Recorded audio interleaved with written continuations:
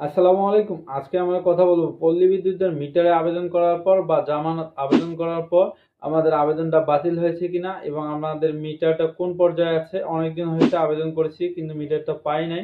কিভাবে আমরা চেক করব আমাদের আবেদনের সর্বশেষ অবস্থাটা, সেটা আমরা মোবাইল দিয়ে চেক করে আপনাদেরকে দেখাবো। যারা জানেন না বা এই প্রসেসিংটা শিখতে যাচ্ছেন তারা ভিডিওটি স্কিপ না করে শেষ পর্যন্ত দেখতে থাকুন। চলুন তাহলে শুরু করা যাক। আমরা বলেছিলাম যে আমরা ফোন দিয়ে দেখাবো, হ্যাঁ।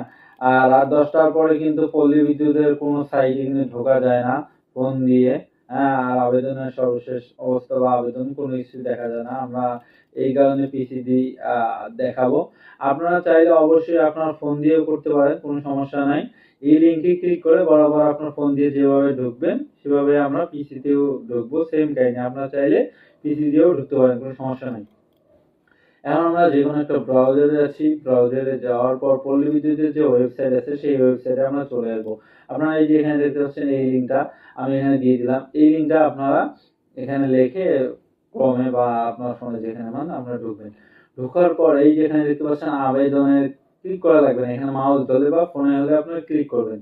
ক্লিক করার পর এই যে এখানে দেখতে পাচ্ছেন আবেদনের সর্বশেষ অবস্থা জানুন, হ্যাঁ।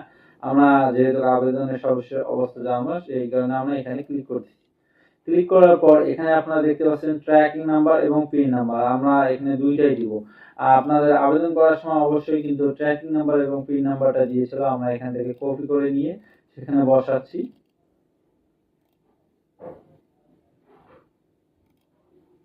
তারপর এখানে পাসওয়ার্ডটা দিলাম।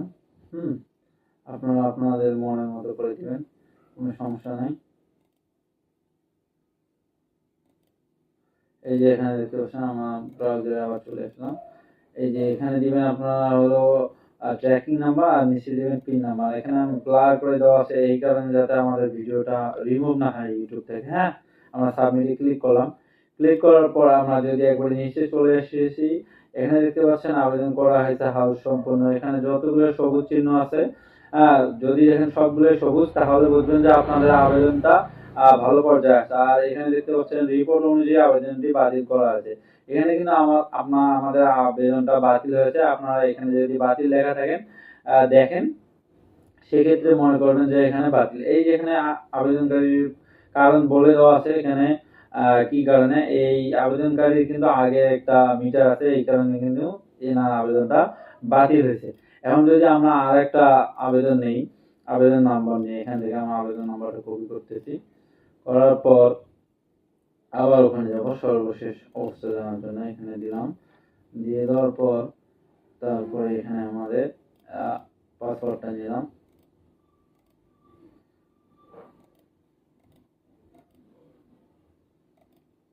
এই যে এখন আসলাম, আসার পর এখানে আমাদের পিন নাম্বারে দিয়ে আমরা সাবমিটে যদি ক্লিক করি তাহলে এই যে এখানে দেখতে পাচ্ছেন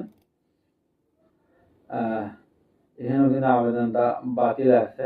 যদি আপনারা এইভাবে যদি দেখেন যে এখানে রিপোর্ট অনুযায়ী বাতিল, এখানে বাতিলের কারণগুলো লেখা থাকবে। আর যদি আপনাদের আবেদনটা বাতিল হয় তাহলে কিন্তু এখানে সবুজ চিহ্ন থাকবে এবং রিমান্ড মানে জামানতের টাকা যদি দেওয়া থাকে তাহলে এটা এখানে সবুজ চিহ্ন। আর রিমান্ড মিটের সরবরাহ ইস্যু, হ্যাঁ, এখানে যদি থাকে এইটার টাকা জমা দেওয়ার পর এই দুটো কিন্তু সবুজ চিহ্ন দেখাবে এবং তার পরবর্তীতে এখানে দেখতে পাচ্ছেন লাইনম্যান নিয়োগ, হ্যাঁ। এই লাইনম্যান নিয়োগ হওয়া মানে কিন্তু আপনার মিটার পেয়ে যাবেন, হ্যাঁ। আর এইটার লাইনম্যান নিয়োগ যদি সবুজ চিহ্ন থাকে তাহলে বলবেন যে আপনারা মিটারটা খুব তাড়াতাড়ি পেয়ে যাচ্ছেন। আর সংযোগ প্রদান হলে আপনারা সেই দিনে মিটারটা পাবেন, আপনার বাসায় তারা এসে লাগিয়ে দিয়ে যাবে। আর একটা কথা বলি, যদি মনে করেন সবকিছু সবুজ চিহ্ন অনেকদিন হয়ে গেছে আপনি পান না, সেক্ষেত্রে আপনার নিকটস্থ যে পল্লী বিদ্যুতের অফিস আছে আপনারা ওখানে যোগাযোগ করবেন এবং যদি বলেন তারা আপনাদের যদি তাদের কাছে মিটার থাকে সেক্ষেত্রে আপনার মিটারটা খুব তাড়াতাড়ি পেয়ে যাবেন। আশা করি আপনারা সবকিছু বুঝতে পেরেছেন। যদি কোনো বুঝতে অসুবিধা হয়ে থাকে তাহলে আমাদেরকে কমেন্ট করে জানাবেন এবং আমাদের ভিডিওটি ভালো লেগে থাকলে লাইক করবেন।